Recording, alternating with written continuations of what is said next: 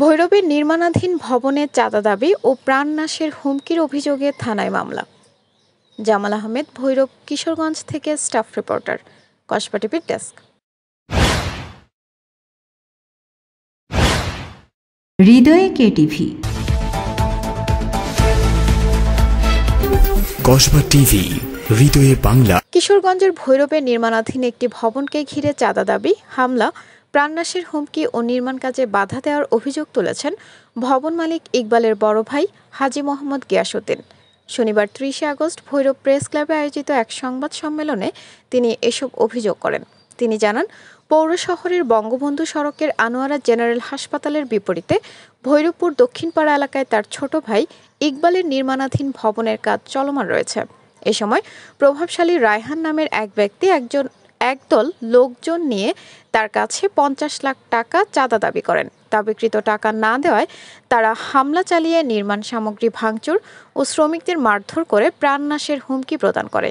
এই ঘটনায় হাজী মোহাম্মদ গিয়াসউদ্দিন গত শনিবার ২৫ আগস্ট ভৈরব থানায় একটি মামলা দায়ের করেছেন। মামলায় ৯ জনের নাম উল্লেখ করে অজ্ঞাত আরও ১০ থেকে ১৫ জনকে আসামি করা হয়েছে। মামলার নম্বর ২৭। মামলার এজাহারে উল্লেখ করা হয়, ২ বছর আগে জমি ক্রয়ের পর ১ বছর ধরে ১০ তলা ভবনের নির্মাণ কাজ শুরু করেন তিনি।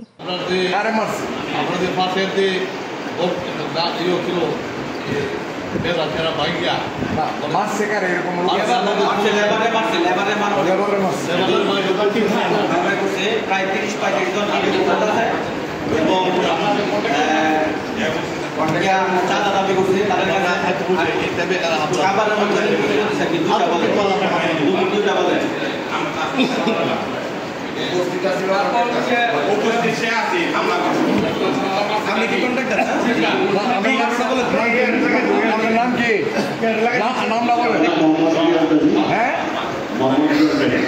গোলাম কাজী, আপনি কি কন্ট্রাক্টর? বাড়ি কই? হ্যাঁ, ঘটনাস্থলে ছিলেন? জি, আমি ঘটনাটি বলতেছিলাম। কি হয়েছে বলেন, আপনি একটু সংক্ষিপ্ত বলেন। জি, আমি প্রথমে খাওয়াতে ছিলাম, মার্কেটে ছিলাম, পরে হঠাৎ করে পিছনে তাকে দিই ২০ জন লোক নিয়ে আইসা রায়হান আমার হঠাৎ করে বলতেছে গালাগালি করে বলছি কাল বন্ধ করছি, তুই কেন কাজ চালু করছো? হ্যাঁ, আমি বলছি আমি তো জানি না, আপনি তোমার বন্ধ করতে বলছেন। বলছে যে না, আমার টাকা দেওয়া না পর্যন্ত আমি কাজ চালু করতে মানা করছি, এখন কেন কাজ করি? পরে আমার যন্ত্রণা দিচ্ছে, তারপরে আমার বাস হয়ে একদম বাড়ি দিচ্ছে, আমি চিনি না, বাকি লেবাররা এখন ভয়ে কাজ করতে পারতেছে না। হৃদয়ে কেটিভি, কসবা টিভির সংবাদের সাথে থাকার জন্য ধন্যবাদ জানাচ্ছি। পরবর্তী সংবাদ পেতে আমাদের চ্যানেলটি সাবস্ক্রাইব করে রাখুন। হৃদয়ে কেটিভি।